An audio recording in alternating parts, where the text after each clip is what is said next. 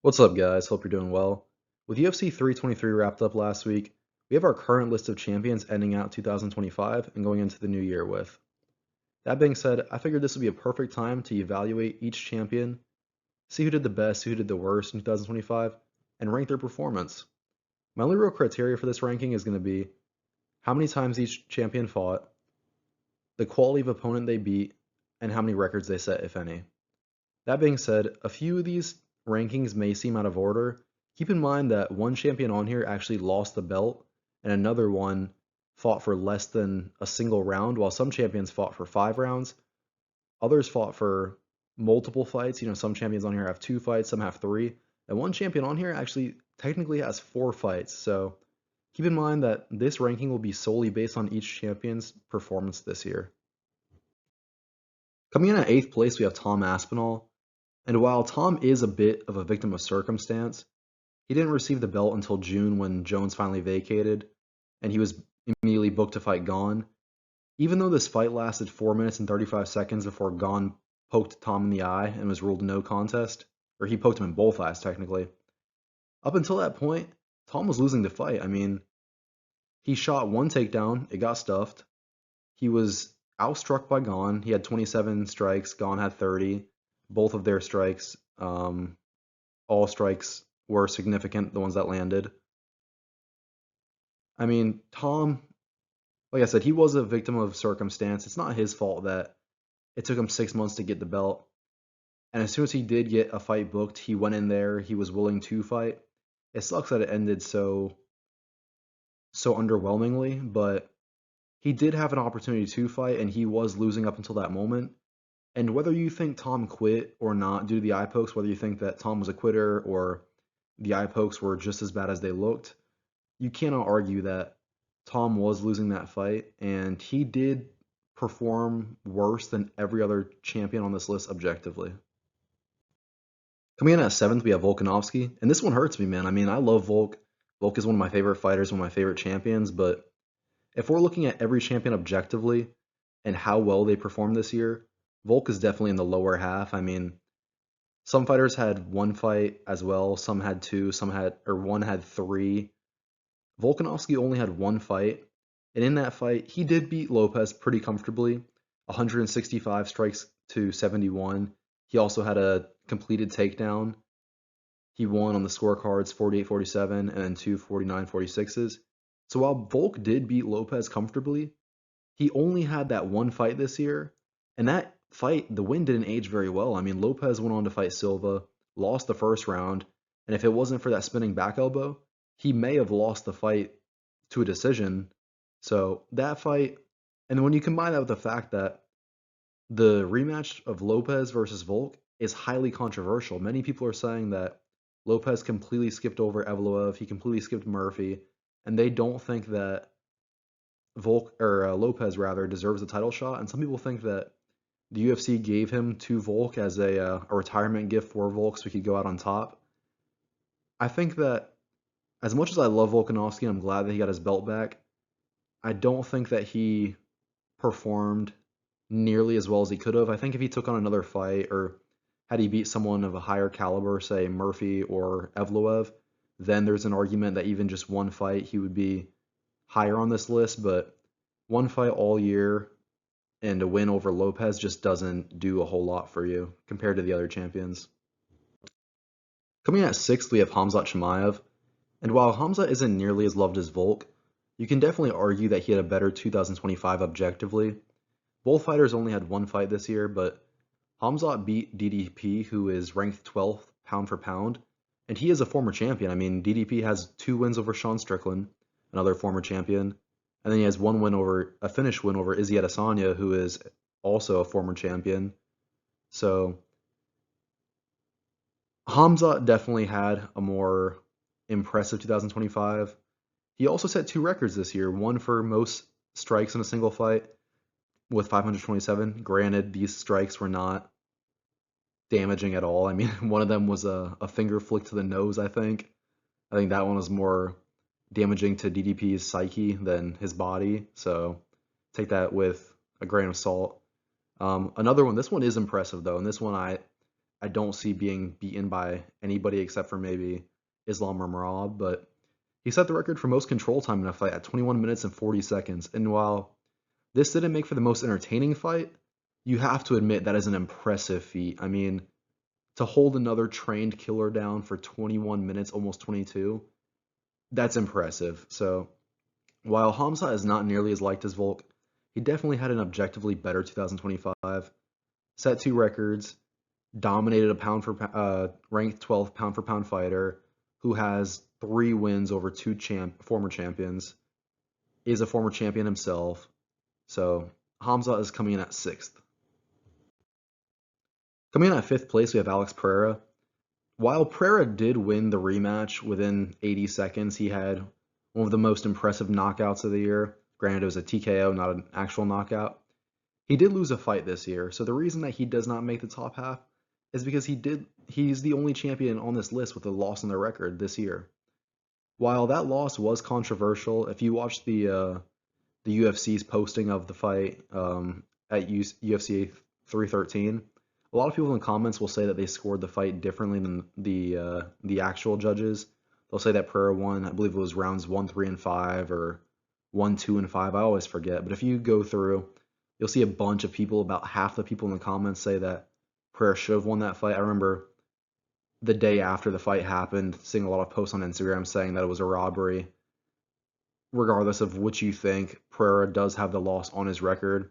He was also outstruck, but he did stuff all of the Ankalaev's takedowns, all 12 of them, which is very impressive, and I think that should be noted considering the fact that many people say that Pereira has no wrestling and he has no wrestling defense, which shouldn't matter considering nobody in light heavyweight wrestles anyway, but Pereira, despite losing to Ankalaev this year, whether you think he should have lost or not, he did have a very impressive win in the rematch, and he, unlike some other champions on this list, he has more than one fight. So Pereira, I think it's safe to say that he had a fairly middle-of-the-pack 2025 performance, especially when you consider some of the fighters that we have coming up. Coming in at number 4 and just barely making his way into the top half, we have Iliatopuria. While Topuria did have one of the most impressive knockouts of the year, he's held back due to the fact that he only fought once. I mean, when you're as healthy as Ilya, when you take as little damage as he does during a fight, when you have as much knockout power and you just demolish your opponents the way that you do, there's no reason why you should fight less than twice a year. I know with current events going on in his life, that's different, but prior to that, he should have been fighting more often. He only had one fight this year. It was a very impressive win over Charles Oliveira, who is a former champion himself. He beat him in less than half of a round. Knocked Charles down. Charles tried to, play, on the floor. The ref stood them up, and then Ilya finished him on the feet. Very impressive. Became a two-division champion. I believe the 10th in UFC history. Very impressive feat. The only thing that holds Ilya back in his 2025 performance is the fact that he only fought one time. Had he fought anybody else this year and won, there's an argument for him to be, fighter of the year, but nobody would dispute you putting him in the top 2, top 3 for champions this year. Coming in at 3rd place and taking the bronze medal, we have Joshua Van. Now, as disappointed as I was in the Van versus Pantoja outcome, Van deserves to be top 3. I mean, this guy had 3 full fights in 2025, stepped into the octagon 4 times, was willing to fight Pantoja, who is one of the best fighters of all time, one of my favorites. He went to war with Royval in UFC 317, and while he was outstruck, he definitely put on an amazing performance, and he earned the respect of a lot of fighters or a lot of viewers as well as fighters. He also had a finish win over Silva, who is currently ranked 14th, and then he has a win over Saruya, who is currently unranked. So Joshua Van, amazing fighter. If Pantoja makes a speedy recovery, the UFC needs to book that rematch. If not, give him the winner of Royval versus Kopp, or give him, Tyra if he wants. I just want to see him fight Pantoja, if I'm being honest, man. Van, he had an amazing performance this year. 3 full fights, willing to fight 4 times, went to war. He was ranked 14th or 12th at the time, I believe. I can't remember which one. Went to war with the #1 ranked fighter in flyweight, beat him pretty decisively. Finished win over Silva, who's currently at 14th.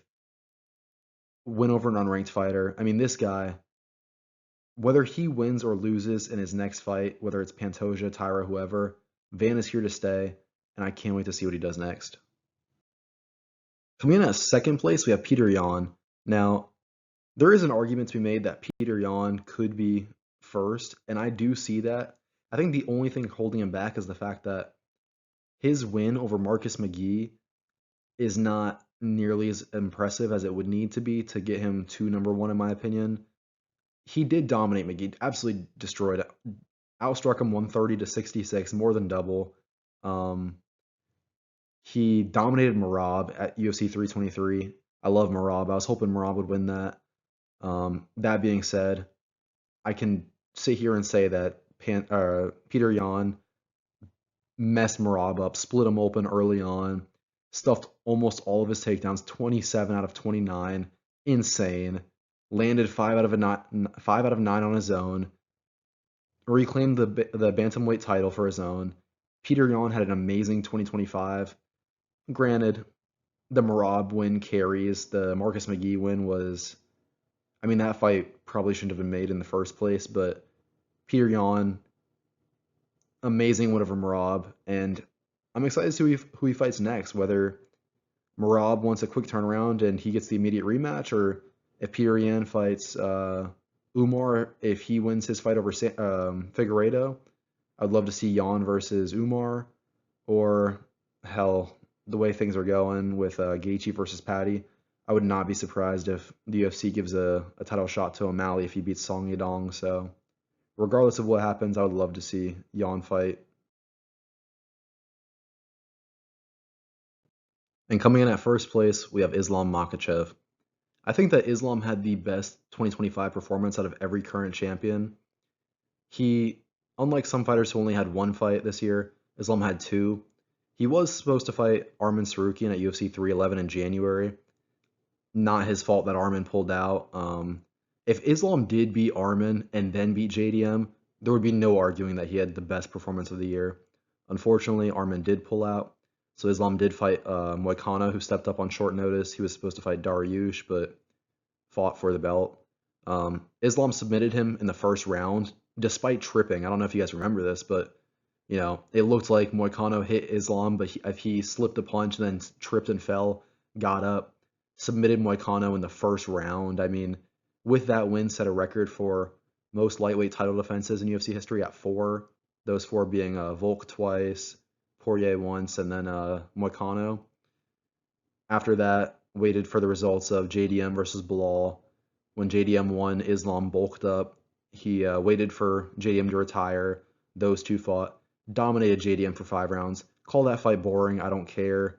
Islam dominated JDM. There was that picture of JDM between rounds that he looked mentally defeated. Looked like he did not want to fight anymore.